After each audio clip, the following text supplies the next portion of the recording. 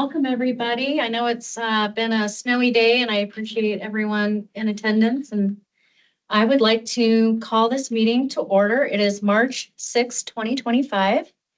And I am looking for a roll call, please. Excellent. We'll start with our executive board members.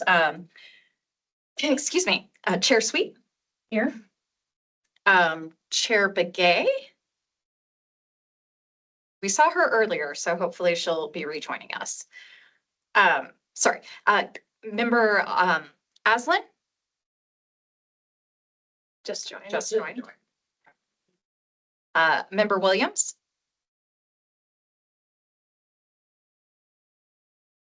Are you guys able to hear us? He's muted. Are you muted, Member Williams? Yes, I can hear you. Oh, thank you, Member Begay.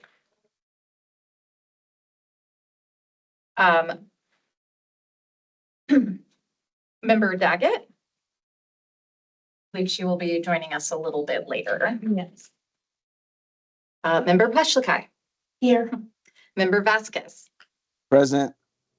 Thank you. Moving on to MetroPlan staff, Executive Director Morley, present. Planning Manager Wessel. Here. Transportation Planner Gonzalez, here. Transportation Planner Tabell. Here. Transportation Demand Manager Austin. Present. Safe Routes to School Coordinator Cooper. Present. Great. And our TDM Fellow, Montoya Fellow are excused today. Great. Before I go on to public comment, if I can ask those online to put a C or a Q if you want to speak, it'll just help me keep track of who wants to do what. I appreciate that.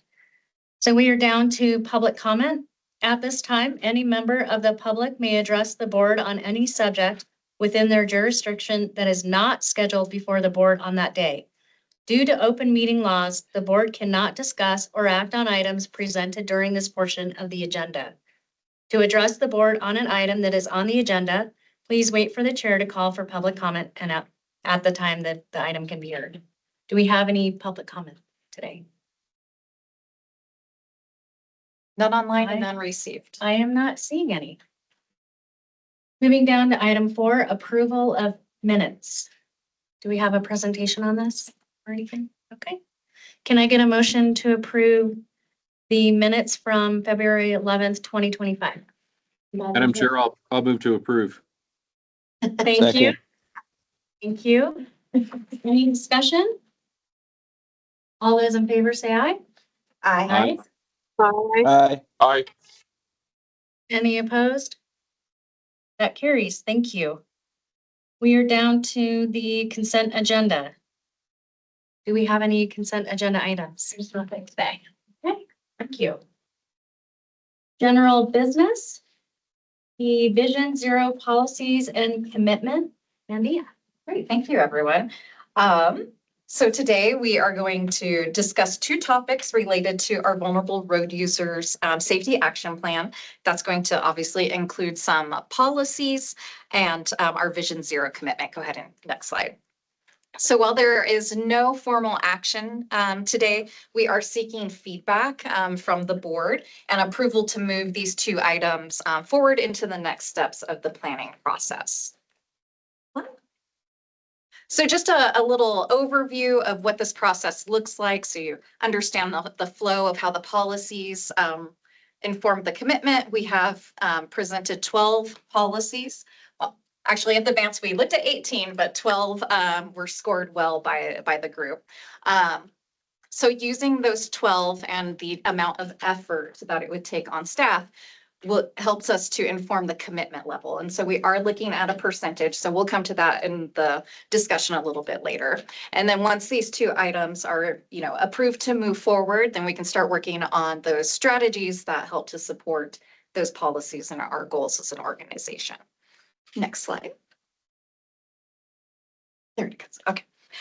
So at the advance, thank you for those who attended and participated. We had multidisciplinary groups come together and review and prioritize 18 potential Vision Zero policies.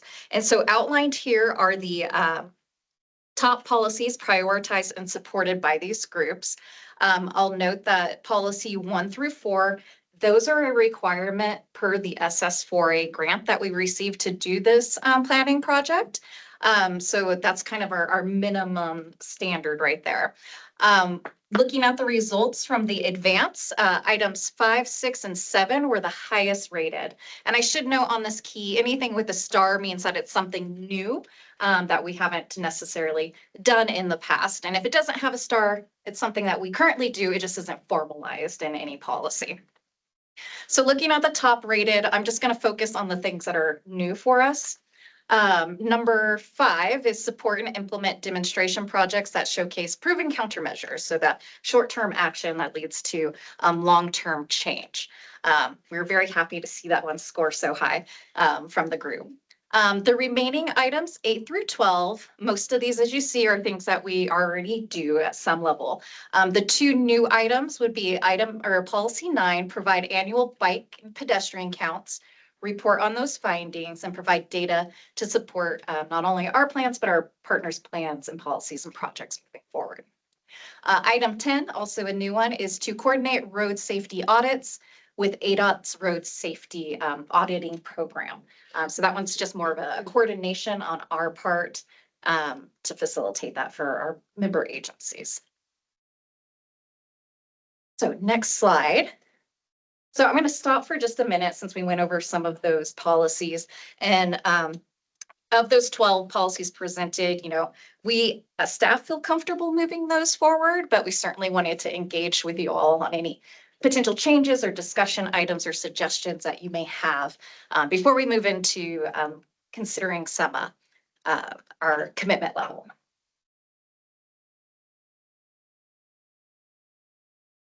Board online, do you have any comments, questions?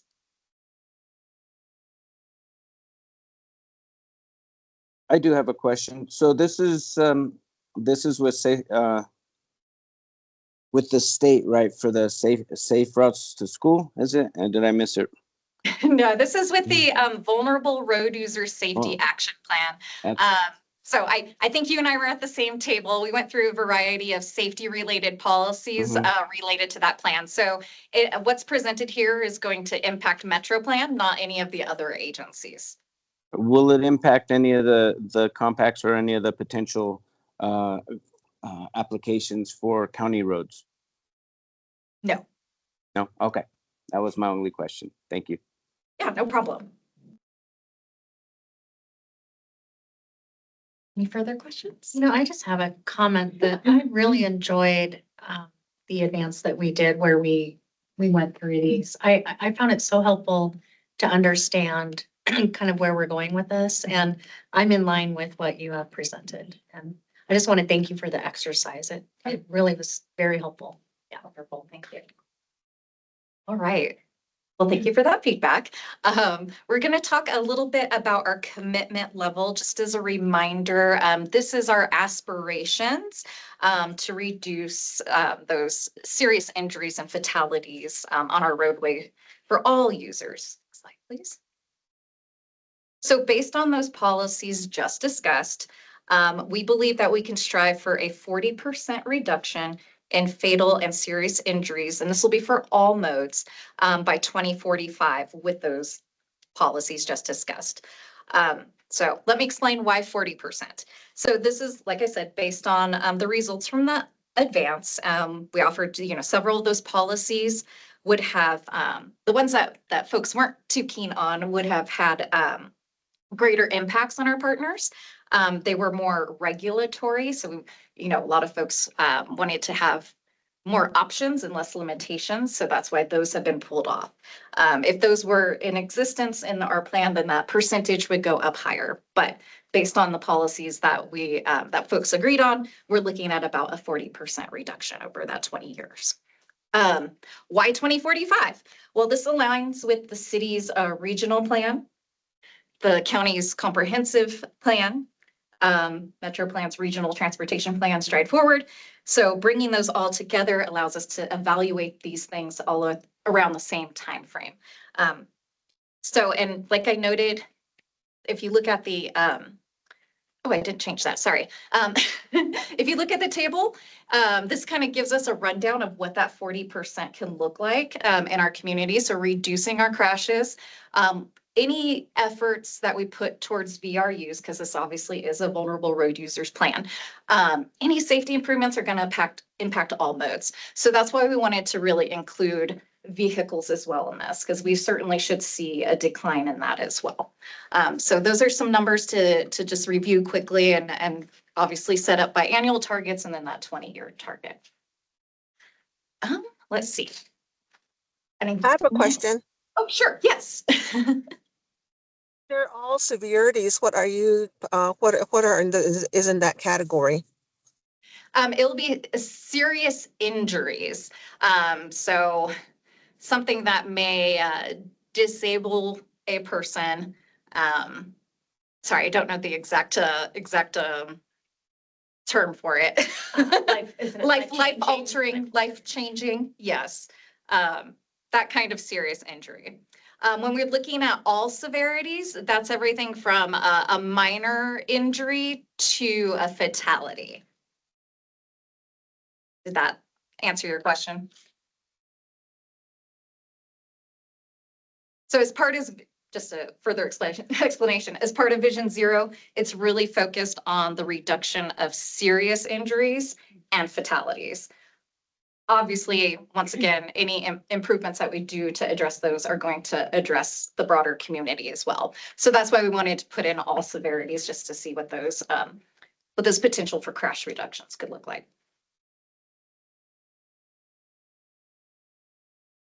All right, next slide. Wonderful. So, of course, wanted to open it up for discussion. You know, obviously, we just talked about the policies. Sounds like we have your blessing to move those forward into developing strategies. Obviously, the big question here for the board is a 40% reduction in those fatal and serious injuries for all modes by 2045, you know, meet the board's values and our goals moving forward. So that's my question to you. Of course, this information will once again move into the policies and the future strategies. Board, any questions, comments? I have a question, please. How closely do you work with the Department of Public Safety on getting this data? And So we're actually using ADOT data. Yeah, because they obviously have all that crash related information. Yes, and we've done quite a bit of outreach with various organizations and community groups to get more of that qualitative. And, you know, what we're seeing in the crash data is very similar to what folks are concerned about in the community. So no major deviations right now. I see. Thank you. I'm online, or I'm in line, sorry, I'm not online, I'm in line with the first one, the 40% reduction. I mean, I hope we can do better, always strive for better, but I'm definitely in line with that. Yes, excellent. Members online?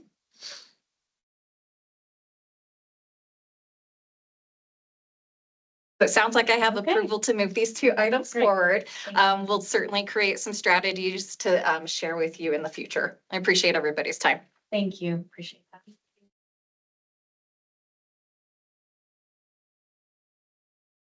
Okay, hey, I forgot I was ready to move. I told you it was going to be a wonky meeting. Going to item 2, audit results. Kate. Thank you, Chair, members of the board. So this is a presentation on our FY24 audit. We're currently in FY25, so this is a look back at the previous year. And I'm going to jump right to the conclusions of that audit, which were really positive, and I'm excited to share with the board. They found that our financial statements are fairly presented, that we complied with all the requirements of our grant programs, our major federal grant programs. We had no findings of significant deficiency or material weakness, and were found to be low risk. So it's really as good of a result of an audit as you can get. So I'm very happy to report on this. This is, I believe, our second audit. I'm recalling correctly, maybe our third. But it hasn't been many years that we've been audited. It's been the increase in federal funding that has triggered the need to do audits more recently. That said, the auditor did find ways that we can improve, right? And we're always looking for that feedback about how we can improve. So they had some non-material opportunities for us, and I'll go through them here so that the board is aware. One is to be tracking every expense we have, not only by what grant we're charging it to, but by what assistance listing number that grant is associated with. This is a very technical 5-digit code that is associated with every grant. And so they wanted us to be tracking the 5-digit code as well. We fixed it in QuickBooks. So now when an expense is logged, it automatically pulls up which assistance listing number is with it. And so we're good to go on that moving forward. Sign and complete reconciliations, but this is bank reconciliations with 1 month. We had an occurrence where at the end of the fiscal year, we were closing out the fiscal year, so waited to sign the bank reconciliation until all that was complete. They recommend just doing it early and then adjusting it later. The idea here is to be checking regularly every month rather than delaying. So if there is an occurrence of fraud, the opportunity to correct it or catch it comes quicker. So we waited a couple months to close the fiscal year out. So that's good feedback for us. We'll make sure we do it and just adjust accordingly. The third one here is report accrued leave as a liability. So the idea here is that staff at MetroPlan under Mountain Line HR policies get paid out for their vacation leave when they leave the organization. And we were not accruing that as a liability that we needed to pay in the future, plan for in the future. So we've corrected that. We've got everybody's vacation accrued as a liability now, knowing we knew we needed to pay it out. We just weren't tracking it on the books correctly.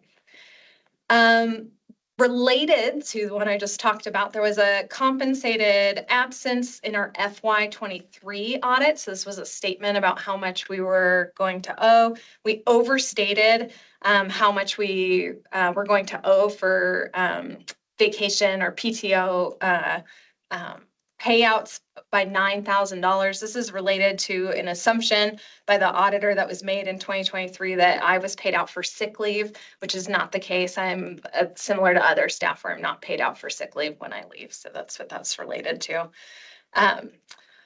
We also found one journal entry we made that was just error that we didn't catch for $14.99. We also, they suggested that we ensure expenditures are shown in the year that they actually occurred. So this was an end of fiscal year issue as well. We had expenses that occurred in June. We didn't receive the invoice until July. We didn't go put those expenses back into the FY24 budget they showed on the FY25. So we need to just make sure we're closing out the fiscal year correctly with those things. And then the last comment that they had for us is when we procure someone, we have to ensure that the federal government has not disbarred them from being a vendor. And there's a website that the federal government has, SAM, where they track some of this. And so our contract has always relied on having the vendor attest that they are not disbarred. And the auditor suggested that we really go into SAM every time and double check that and don't rely on them attesting to it. So we've added that into our SOP for procurement as well, and we'll do that moving forward. So, overall, relatively minor things since they weren't found to be material, and I'm happy to answer any questions. I have a quick question.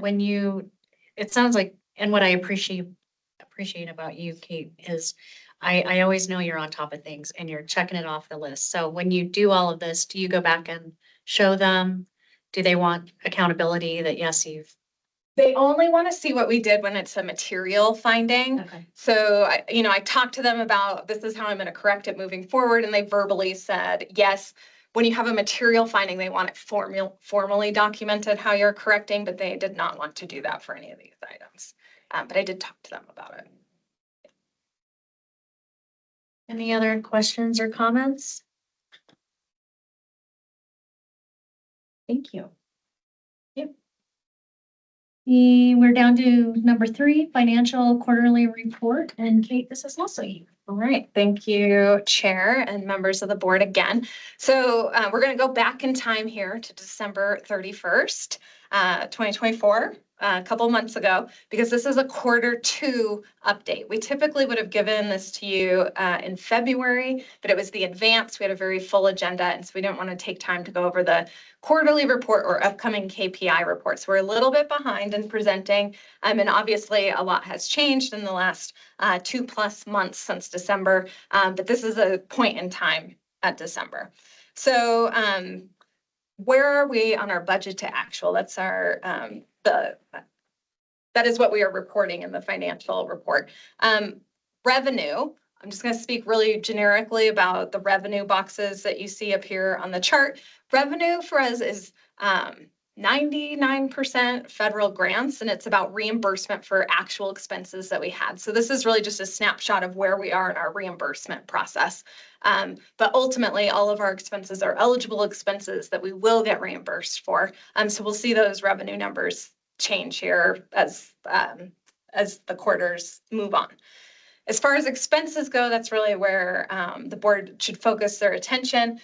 Salaries and employee-related expenses, or ERE, are our largest budget item. If you imagine at Q2, we should have been about 50% of budget. So the orange boxes should be about halfway up the blue lines on the chart, or on the table on the left, you can see the exact numbers. It should be about 50%. We're slightly under on salaries and employee-related expenses. We had the vacancy in the business manager position, which had been budgeted for a month of this, as well as we had overestimated some of the medical insurance costs. So that's why there's a little bit of a savings there. But overall, we're not too far off from 50% spent at the half year. Operating expenses, you'll see we're much lower on right now, and that's because our operating budget has a couple major items in it that have not hit the books as of this point. One is a one-time tenant improvement to move into the Downtown Connection Center for $100,000. So we will pay that this fiscal year. We will move in this fiscal year. And we're very excited about that. So that still needs to hit the books. Additionally, the audit is a fairly large expense for us. Those invoices hadn't hit yet as of December. And then finally, public outreach was another line that we just haven't spent as much as anticipated on. We are moving the Mountain Mojo Safe Routes to our Safer People campaign is moving along. We'll see that increase here. But I think this will probably remain fairly low until Q4, is my guess. Travel, we're a little bit underspent on travel here.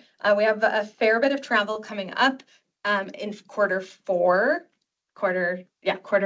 We'll have a fair bit of travel with a number of folks going to the National Association of City Transportation Officials conference in DC. Again, we've got 4 staff members from partners organizations and from MetroPlan headed to DC for that. So we'll see that number increase then as well. And then finally, projects is our last line. A large portion of our projects budget was our Safe Routes to School infrastructure grant that we received. We just signed that contract last week. So those invoices will start coming in soon, but we'll surely be underspent in the projects category. I am pleased to report that we did close out our obligation to the downtown mile. So that project is closed on the MetroPlan side, and we've provided the funding to the city for that. And with that, I'm happy to answer any questions. I don't have any. Anyone online? Questions, comments? Yeah, Chair Sweet, this is Board Member Williams. It's not really a question, really more just wanted to acknowledge that I really appreciated this update and the overview. And I know a lot of time goes into this work, even just to generate the presentation. And I like the details that you shared, Kate, and want to compliment you on that. So thank you. Yeah. I will certainly echo that. Thank you. I did too. I think it's really a great overview, and if you're not this is Member Peshalkai. If you don't live directly in Flagstaff, and then you come into town, you really see the work, the changes and the improvements that are happening. So I want to say thank you to MetroPlan for everything that you all do. It's just a lot of work that you do, and it shows. Thank you. Great, I'm not seeing any other questions or comments. So going down to budget scenario planning, and Kate, it's you again. Thank you, Madam Chair, members of the board. I should have arranged the agenda separately so that you had a break from me. No, we love you. The budget scenario planning is not something we typically do. We mostly have formula funds and they are relatively reliable and we budget for them and plan accordingly. And in discussion with the chair, we talked about with all the changes going on at the federal administration, most of our money being federal sources, let's talk about budget scenarios before we actually develop a budget. Typically, we will bring you a draft budget in May for approval in June. And that's our usual cycle. It does go to the TAC first. They do get a chance to review that and weigh in for you as well as the management committee ahead of time. So just starting off big picture, I would just want to set the stage to say administrations always make changes. We always see changes to what the merit criteria of grants are and what the focus areas are going to be. We see changes to the names of programs, so they're kind of rebranded to the new administration. We are seeing some of that occur right now. Just to set the stage, there was the RAISE grant, and right before submittals were due, it became the BUILD grant, which was the previous name from the previous administration. But I would say overall, transportation so far has not seen major cuts or changes the way some other federal departments have been impacted under this new administration. Nonetheless, we made 3 budget scenarios. One is business as usual. One is removing our formula funds for the carbon reduction program. And this is a scenario simply based on name of program and the administration wanting to roll back anything that they consider the Green New Deal, even though the Green New Deal is undefined. So it's a little unclear exactly what might be the target of that. But so a precautionary level to consider. And then finally, what I would consider the worst case scenario, which would be to really go back to pre-Infrastructure Investment and Jobs Act, or also known as the BIL, the Bipartisan Infrastructure Law, go back to funding levels that had historically been in place before that, and were the funding levels under the previous Trump administration. So those are the scenarios in front of you. I will say I reached out to ADOT and other MPOs to see what they're planning for, and everybody's doing business as usual because we haven't heard anything different at this point in time. I also want to point out that I'm really just looking at our existing revenue streams, and there are 2 sides to a budget, revenue and expenses. We can cut expenses and we can find new ways to generate revenue. And I'm not really looking at that in these scenarios, but I wanted to put them out there just to plant the seed if there are other things we could do to avoid some of these scenarios if they were to come to fruition. One, we pursue more grants, more competitive grants. Those are not assumed in our budget if they have not been awarded, if they're not formula funds. We could charge for services, right? We offer our members for $5,000 per board seat with the exclusion of ADOT, who does not pay the membership dues. We provide corridor planning services, grant writing services, TDM services, Safer People campaigns. We don't charge for any of those things we do. So we could look at some sort of fee schedule for some of the activities that MetroPlan does. Or we could look at a change to member dues. They were established in 2020 at $5,000 per board seat. We don't inflate them. They're just that way in the IGA. We could reconsider that. If we had been inflating them, they'd now be $6,100 per seat. And if we were to want to go to $10,000 per seat over 5 years, adding $1,000 a year for 5 years, it would generate us $90,000 in revenue over the 5-year budgeting forecast that we do as an organization. So just planting the seed, not recommending any of those things at this point in time, but just that reminder. Getting into the scenario. So I do have a draft business as usual budget. This is what I'm planning to bring forth at this point in time. It has a 3% increase in wages in it. This is aligned with Mountain Line's current recommendations for their pay plan for the next year. We are Mountain Line employees on loan to MetroPlan, so we follow their procedures. So that is in the budget. There is a 46% reduction in operating. That sounds like a lot.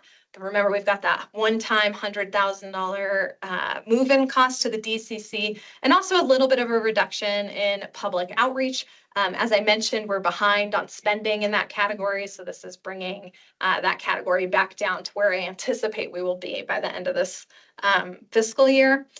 Travel training is also down in my draft budget, 18%. And that's because we've been using the Transit into Code grant to fund some of our travels, particularly to the NACTO conference.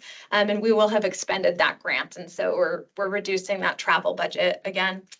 And then finally, for the projects category, the major components are about $40,000 in data collection and modeling efforts. You just supported a policy about doing bike ped data. So those kinds of efforts that occur.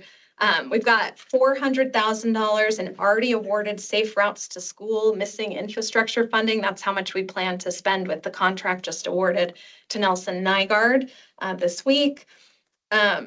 We've got about $285,000 in transit planning funds. Most of it is for developing some plans for missing infrastructure in coordination with Mountain Line, but there's a couple open grants actually that are pieced together to come up with that number.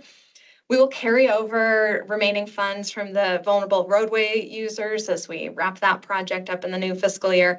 And then finally, we've got $500,000 of $2.1 million award of the Safe Streets Master Plan grant. We anticipate this project is going to take us several years to spend. And so the rest of that grant you will see in the coming fiscal years and are part of the 5-year budget. So that's the business as usual scenario that's been developed. Scenario 2 is removing the carbon reduction program funds. We would need to remove about $341,000 from our 5-year budget for that. We are largely staffing, and so you see a lot of cuts to other things in these reduced scenarios, because if we're going to avoid staffing cuts, then you have to be more aggressive about these other categories. So looking at further reducing public outreach by about 40%, this would not enable us to continue the Safer People campaign we're working on, and probably reduce some of the, the slap bracelets, those kinds of things that we've been giving away. We would eliminate I would propose we eliminate the legislative liaison. We have Karen Cruz, who's our state legislative liaison. We can only pay her with local funds. That money is very valuable to us.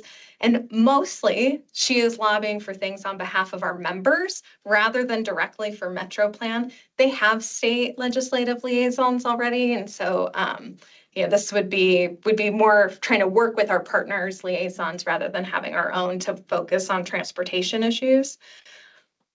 We would further reduce travel and training by about 50%, probably not getting people to a conference every year, just doing some smaller in-state stuff. Reducing our data collection and modeling by about 20%. So we'd have to get more strategic about what data we were going to go after. Reducing copying, printing, posting, so not doing postcards, those kinds of things that we occasionally do, really focusing more on digital outreach opportunities. And then finally, considering our memberships, and I'm not suggesting which ones here, but we have 3 national memberships, the Association of Metropolitan Planning Organizations, the American Planning Association, and the National Association of Regional Councils that all work in our space. So we could look at membership dues and participating in those national organizations. The alternative to doing these things is really to either do more larger cuts in certain categories, or looking at those 3% wage increases or staffing levels at the organization. And then finally, FAST Act levels. This is the pre-IIJA. The infrastructure bill was called the FAST Act. So this one is much more significant to us. It's about 10% of our 5-year budget would have to be cut. And this is how I get there. We freeze the pay increases at the organization. That saves us over the 5 years. We eliminate that legislative liaison again. We eliminate all of our travel and training budget. We reduce our data collection efforts to once every 3 years, which is really all the state requires of us. We eliminate upkeep of our traffic model, which would have an impact on our partners who use our traffic model for transportation, traffic impact analysis, transportation impact analysis.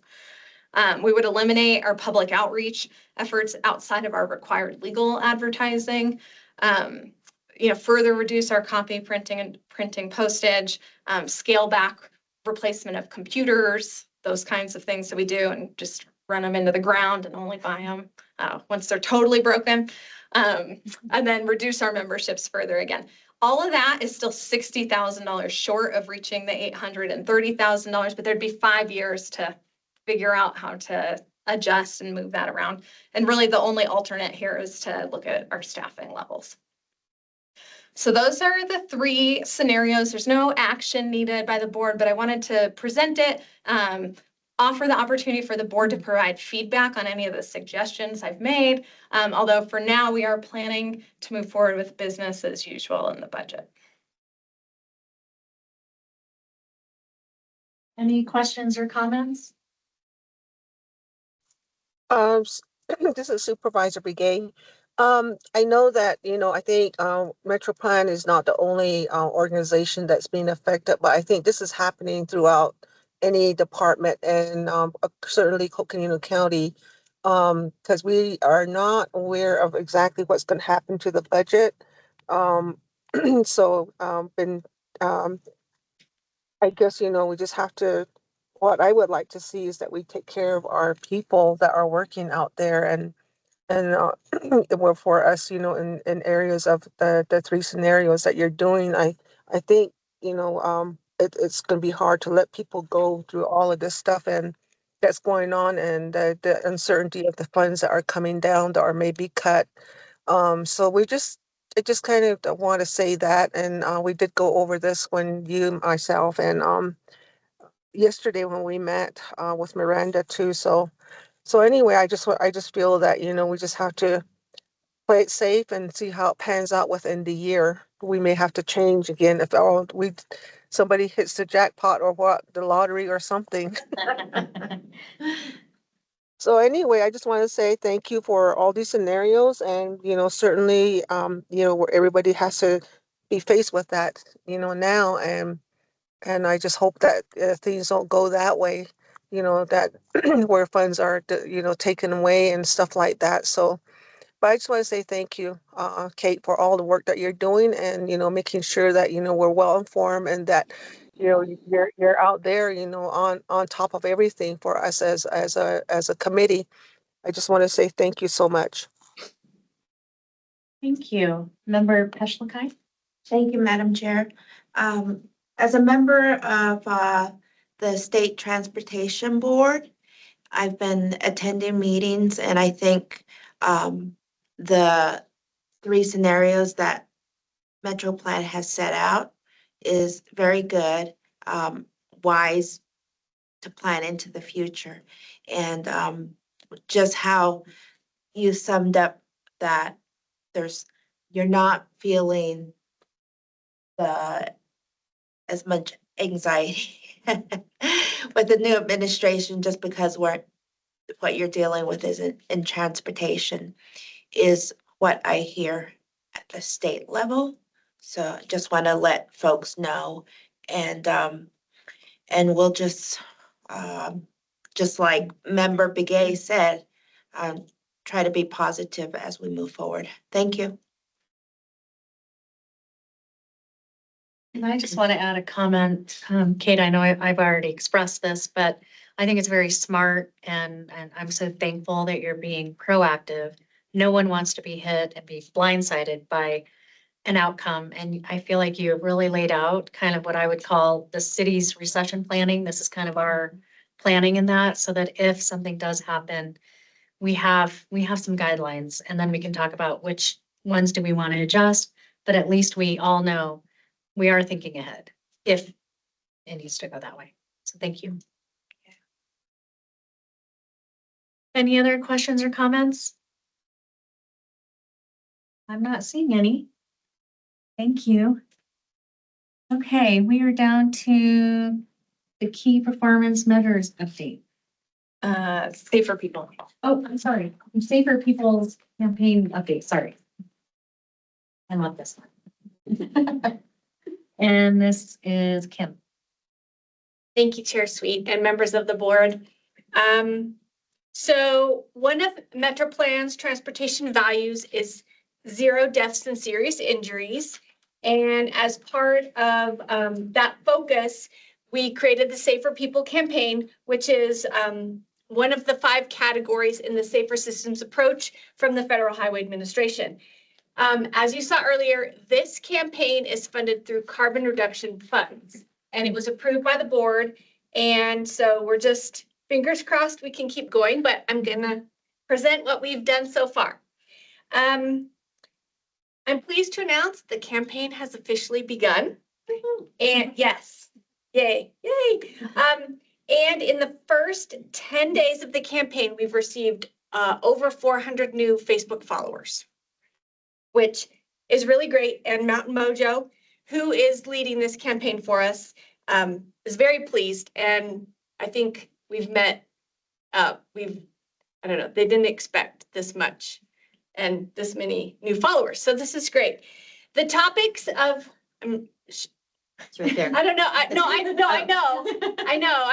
I'm not sure where to look, but okay, we're good. I'm gonna go over there. The topics that you'll see, and they change monthly, roundabouts, crossings, common crash types and how to avoid them, green boxes, which are actually called 2-stage left turn boxes, but we're calling them green boxes just because 2-stage left turn is really hard in social media. Anyway, so those types of campaigns. But we had our first blog. Maybe, here we go. Okay, so that is the logo, the Safer Journeys Together. And we have an example of one of our social media posts from Valentine's Day. And basically, you know, they're trying to really engage with the community, and 5 ways you show you care on buttoned up roads. Bless you, Dave. And so, and then also, there's a roundabout, and talking about what roundabouts do. They reduce fatal and severe crashes by lowering vehicle speeds and minimizing collision points. So some people are like, I hate roundabouts. There's a reason for roundabouts, and we're trying to explain.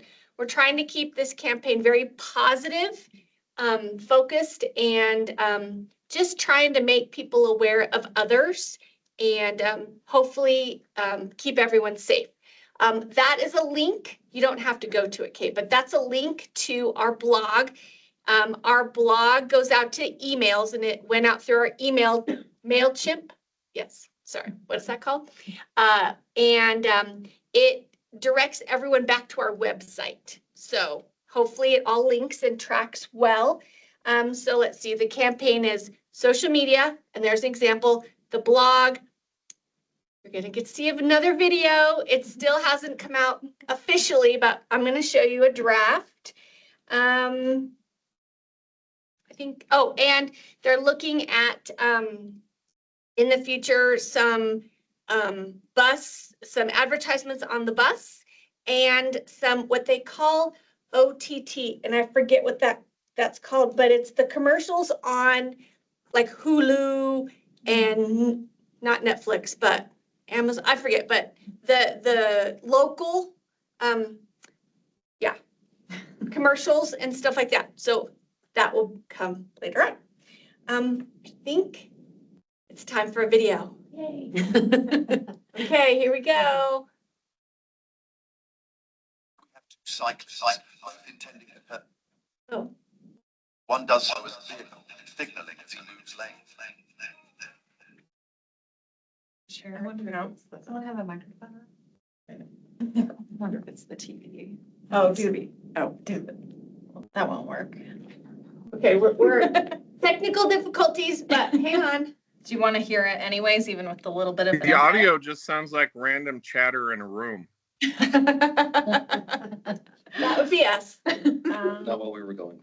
Hold tight, hold tight. Yeah, we're missing out on the British accent here, so. Hang on, we'll fix it. Hold on.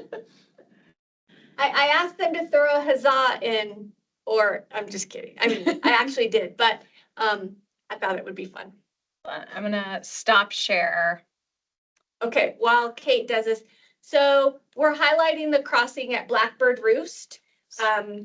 And this is a draft. There were some changes I asked to be made, but it's pretty good. Just trying to, I think a lot of people don't understand how to use that crossing. Probably as a pedestrian, you know how, but maybe not as a driver. Do we get it? Maybe. We're gonna Cross your fingers.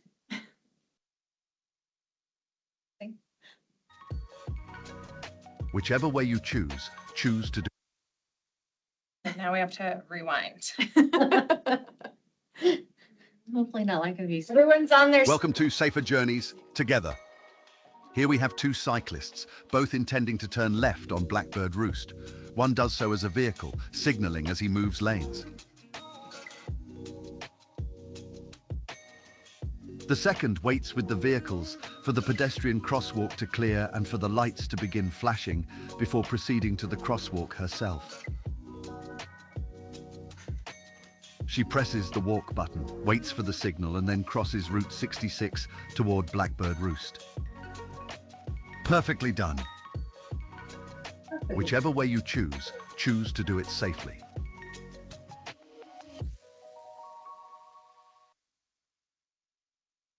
There you go. Yeah, there's a couple tweaks that I asked for on this one.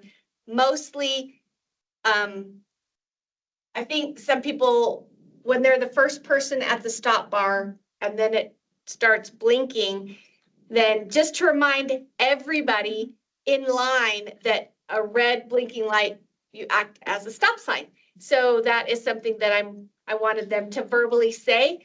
But other than that, they're not changing. That was a very cold day in December, by the way. Well, you look great. Thank you. I couldn't feel my hands or my feet. I'm happy to take any comments or feedback or whatever you have, if you have any. Thank you so much. I would love to start off this, and I'm sorry, Member Peshlikai. I have been behind this video a little bit, saying that we need it. I drive this at least once a day, and I am always amazed, and I too never know what I'm supposed to do when I'm in the car. And I have witnessed almost big accidents, small accidents, fender benders. And for me, I love that, we're talking about the bicyclist, but also for the car with the blinking red lights. We as a community, I don't think any of us know what to do. So I just want to thank you for putting this out there. And I love the videos. To get 400 new followers on Facebook is incredible. I see these pop up on my social media and share them. And I just think you're doing an incredible job. This one in particular, I think I've been asking for a public announcement on this for like 2 years. And thank you, we're doing it. And I think our community will be happy to actually know how to treat these beacons. So thank you. Thank you. I think so. The campaign is focused on a pedestrian, a cyclist, and a vehicle. So we're trying to share the road, be courteous, explain how everyone has a role. Safety is, it's everyone's responsibility to be safe on the road. And so the little shorts, they start building, and then at the end, there's a whole, they get home. They don't go home yet. They get home eventually. You'll see it, but you have to wait until the fall when they get actually home to some random home, but they go home. I love it. Changed clothes several times on the trip. Right. I have Member Peshlikai and then Member Aslan. Okay, thank you, Madam Chair. I just have a question, just out of curiosity. Does motor vehicle or any driver eds have this in their part of their training or anything? Because I'm just gonna be, I think I'm gonna age myself, but I probably have a limited amount of time. Still driving myself around, but there's gonna be the young person that's learning how to drive. And this is a really unusual area, and I'm sure we're not the only city in the nation that has to work with these kind of roadways and commutes and having people walking and riding their bikes, etc. So that's, the question is, if it's the young driver learning how to do it, if it's part of their local training.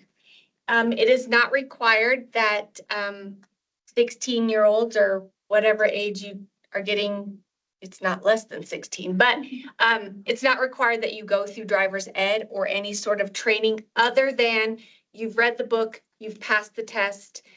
There are optional courses that you can take. They're for an extra fee.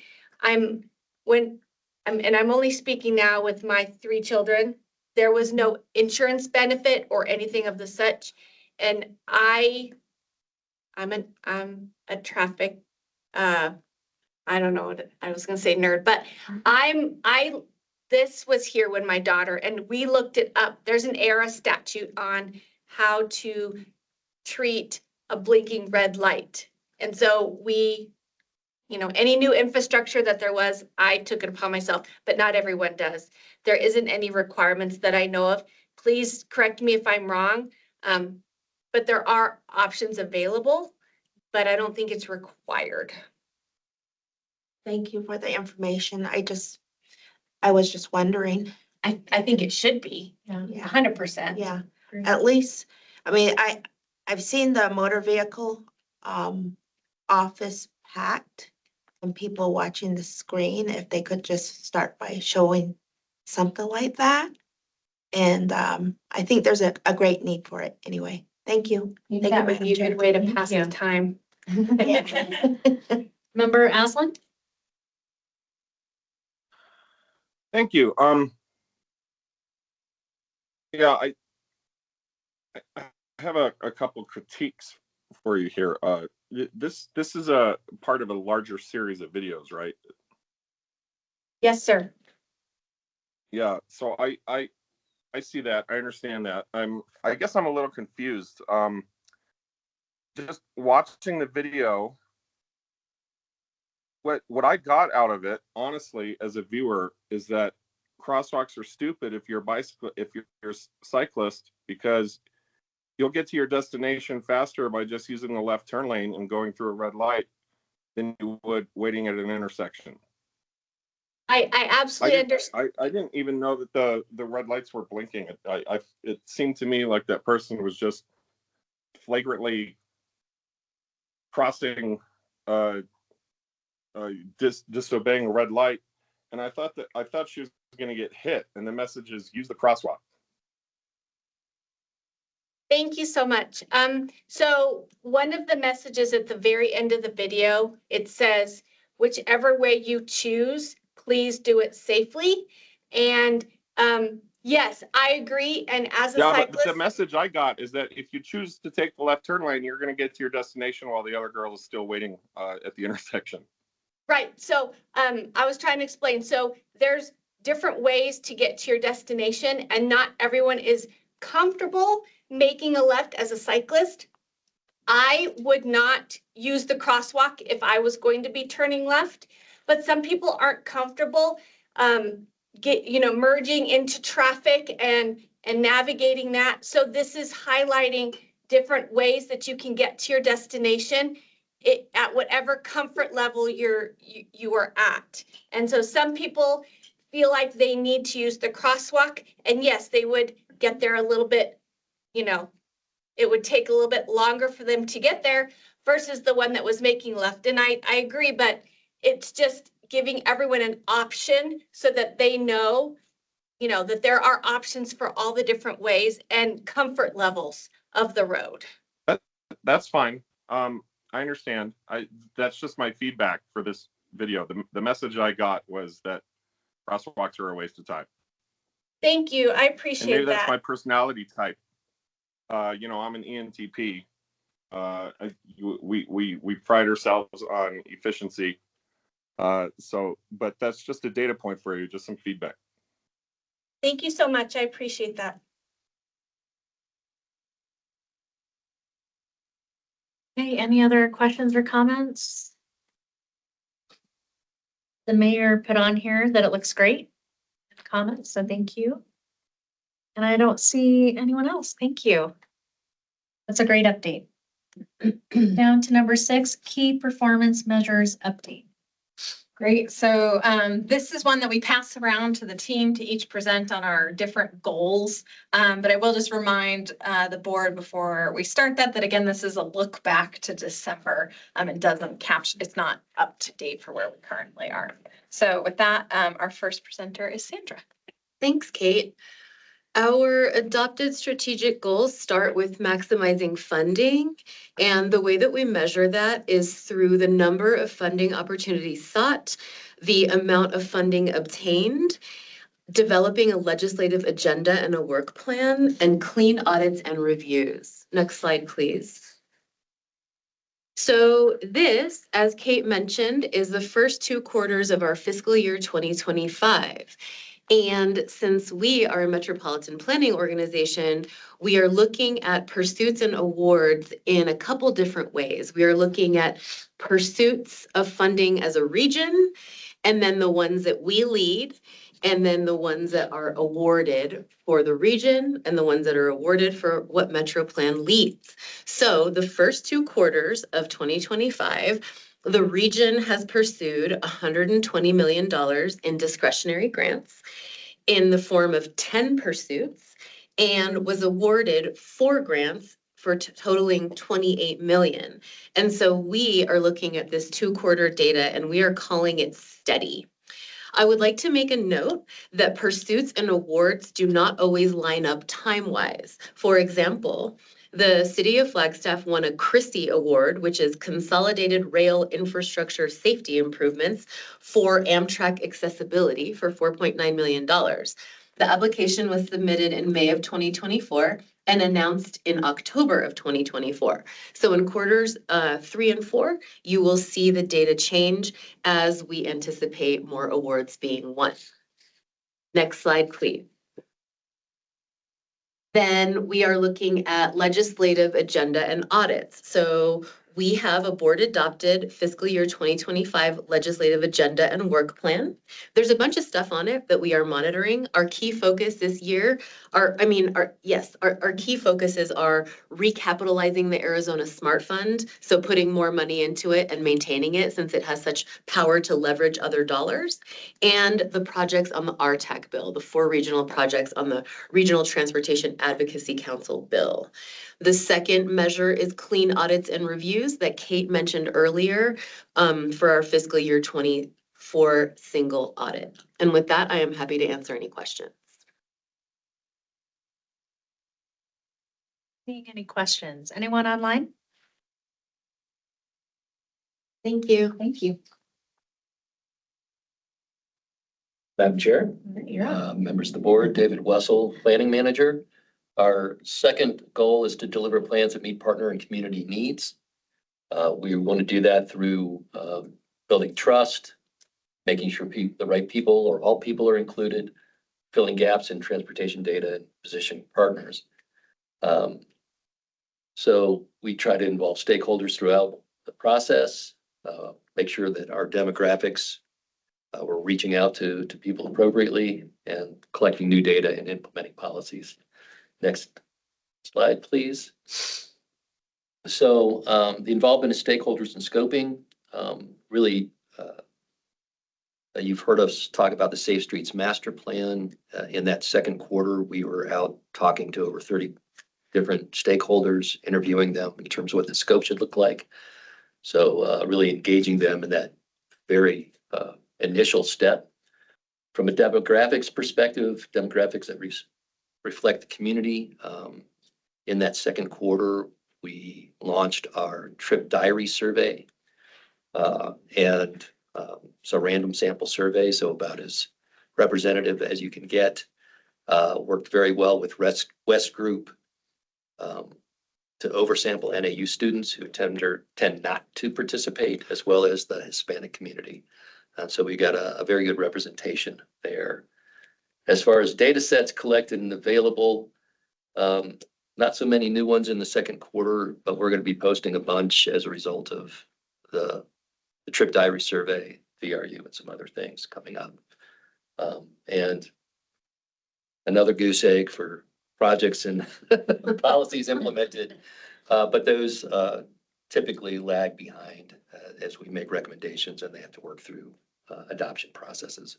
So next slide, please. There we go. So needles are moving, and maybe we should start showing where they were the previous quarter and where they are now, so you can actually see progress. The 66 operational assessment, we have a meeting tomorrow. That needle will hopefully jump a little bit more as a result. Where we're coming close to making recommendations. You heard about the VRU earlier today. Trip diary I just mentioned, that is finalized. It's posted on the website.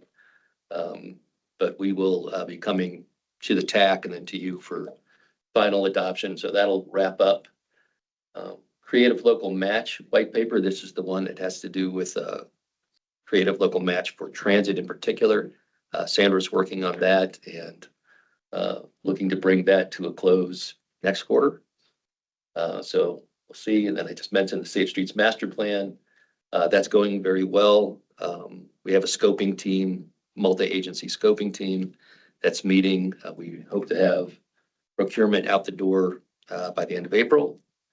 And safe routes to school, we heard that referenced earlier. Contract is now signed with Nelson Nargard, and we should really see that needle start moving. Real excited about those projects and seeing things hit the ground. That might actually be one of those in a year or two we can actually see in the projects implemented. So happy to answer any questions at this point. Any questions or comments? I love this slide, and I think having the comparison would be really cool. Okay, we'll start doing that. Yeah, but this is one of my favorite. It just clearly stays. I actually use this as an example in a different meeting yesterday that I had. Excellent. It's very cool. All right. Any other questions? I'm just waiting for it. Okay. All right. Thank you, Chair, members of the board. I'm going to talk about our KPI number 3. This one is to build MetroPlan's visibility in the community. We're doing this through a variety of ways by attending public events and working with public organizations. We also host events, MetroPlan sponsored, and then of course, looking at social media. Next slide, please. All right, so we had a great increase in the number of public outreach events that we attended or organized ourselves in Q2. A lot of this had to do with the Vulnerable Road User Safety Action Plan. We're out in the community at various places. Item 2, number of people and organizations interacted with. These are the sum of most of the folks that we saw during those different events. Looking at item 3, this is looking at our new followers or subscribers to our social media. Obviously, we don't have a 400 number here yet. So anticipate that number to jump in Q3, okay? And number 4, looking at the people reached through other medias, direct mailers, posters. We haven't done any of that in Q2, so that's why there's a 0 on that one. Next slide. All right, this is jumping into our social media. Get a look at, I say this every time, Facebook just performs better than Instagram in terms of reaching and getting people engaged. Not that Instagram is not of value, it's just a different type of platform. So our comparison by quarter, we're still continuing to see that reach grow. As Kim stated, with all those new followers, we will also see this jump as well. As usual, we are directing folks from social media to our website. It's a little down just because we didn't have as much on social media because we were spending more time out in the community this last quarter. Cumulative totals here, I won't get into details on those. It just once again kind of shows the differences between the two platforms and how they're performing. But up at the top, I do put in our total amount of followers that we have currently. And as you see, we got a really nice number on Facebook, 656. So we're doing good. Instagram is even growing too. We're at 300 and before we were about at a little over 100. So we're growing both of those and getting the word out. So good job to Kim for getting those campaigns going. All right. I believe that's it. Are there any questions related to that? Can I ask, is Mountain Mojo helping do targeting so that we have a better reach? I mean, I assume they are. I know they're helping for that one. You're asking the one person that didn't have a cell phone and is not on social media. Yes, they're doing all the things that they need to do to reach them as many people as they can. Okay. Absolutely. Any other questions, comments on that part? I am not seeing any. Okay, last but not least, goal number 4, which is to implement programs that encourage mode shift. And we do this, we conduct community-oriented demonstration and pilot projects. We educate the public, and we're working on implementing programs at K through 12 schools, our Safe Routes to School program. Next slide, please. On the left side of the slide, you will see the TDM program, and this reflects the projects and programs and education activities that we led in the second quarter of FY25. There we go. And then, as mentioned earlier, in our Safe Routes to School program, the infrastructure, the contract's been signed. We had a kickoff meeting.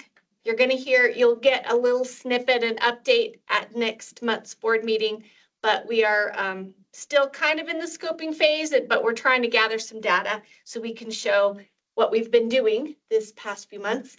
On the right side of the slide is the ACS data, which is based on census, and I finally can report 2023 is on there. I've been waiting for it for a while, so this is great. Driving is holding steady, but working from home went up, and there's a slight increase in walking and biking in 2023 as compared to 2022. Next slide. Oh, okay. Next slide. This reflects Dave's trip diary data.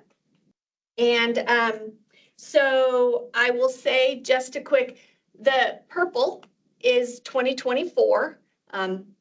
Anyway, but I will note that biking seems to be holding steady. We're getting close to those 2006 numbers, not 2026.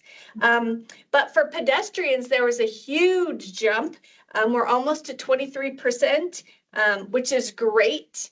And transit has increased as well, which is super great. And we like to see those numbers.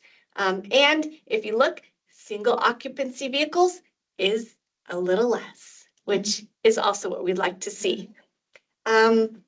That is all that I have to report. I'm happy to answer any questions thank you. Thank you. Yes. Madam Chair, a comment on the data, if I may. Okay. So yeah, huge spike in the percentage of foot traffic. And as we look at percentages, it may not necessarily mean that we have fewer people driving just as a percentage. We have a shift. There's some, and we'll report on this at an upcoming meeting, but there's some changes in some of the questions we asked. The app is available on smartphones, so people walking have much easier ability to report quickly a trip as opposed to going home and trying to remember and entering it on computer. So the spike is good. There is a shift. It may not be as large as we see there. And I'll just leave it at that. And we'll have some more explanation in months to come. It's a cliffhanger. Everybody loves a cliffhanger. Thank you. Thank you. Thank you, Madam Chair. That foot traffic, that spike, I don't know. It kind of worries me because I feel like that's an indicator of people that don't have a vehicle.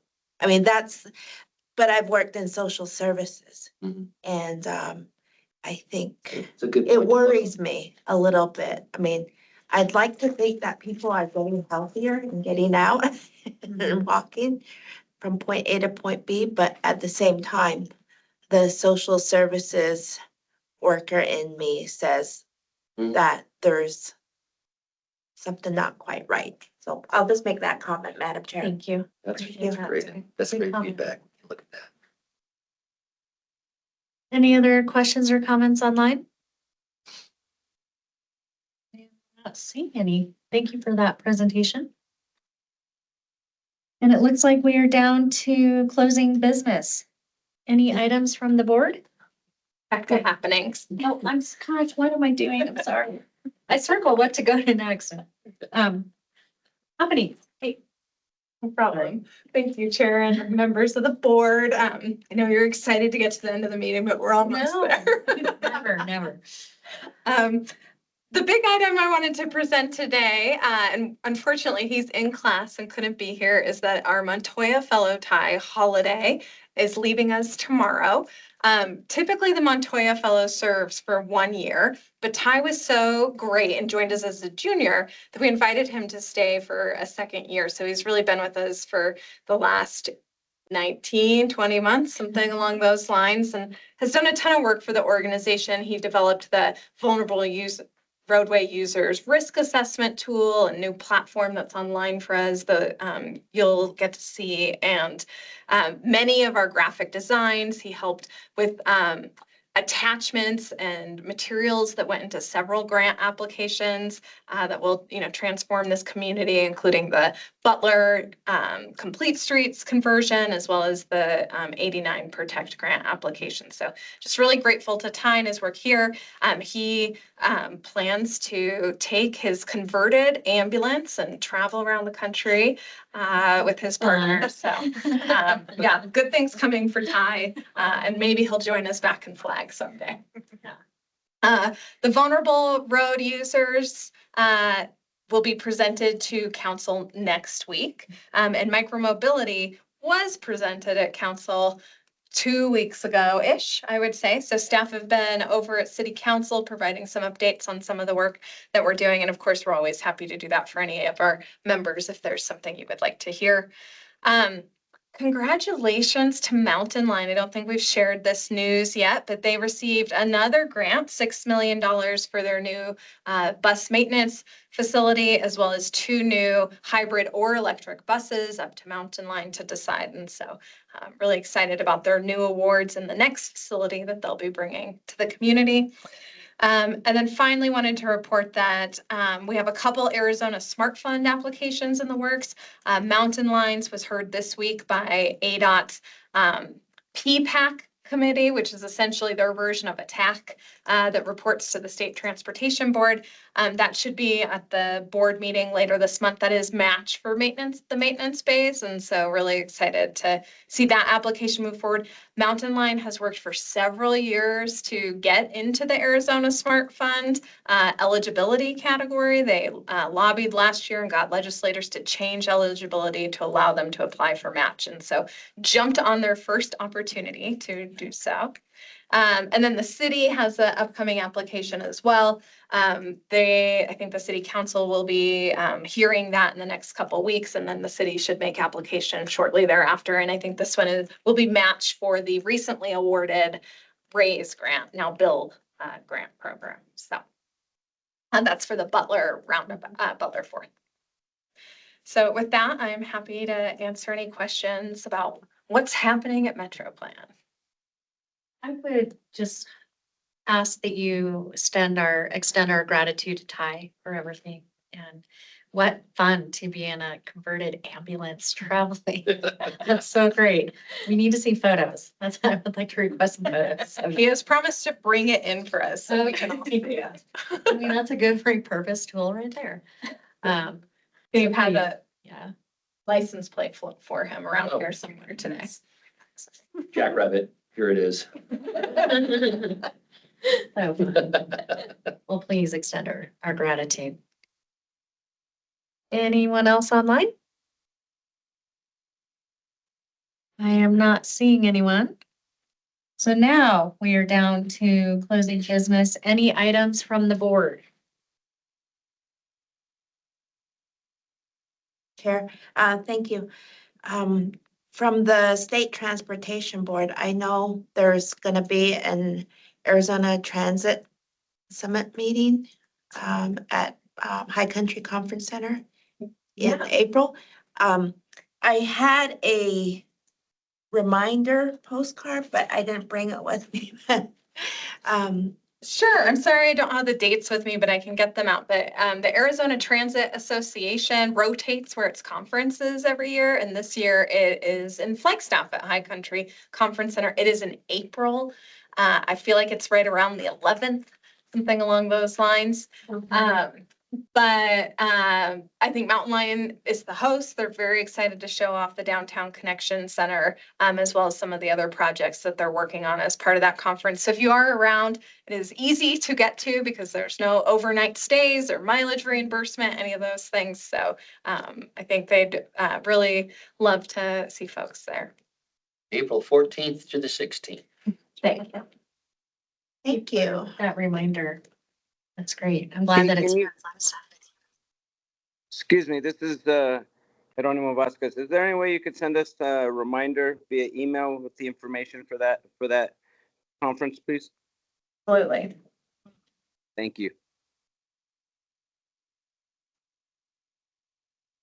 Anyone That's it. else? Thank you. Any other items? I am not seeing any. The next scheduled executive board meeting will be April 3rd, 2025. And that is all I have. So at that, meeting adjourned. Thanks Thank you everyone all. online. Thank you. Bye, everyone. Thank you, everyone. Bye-bye.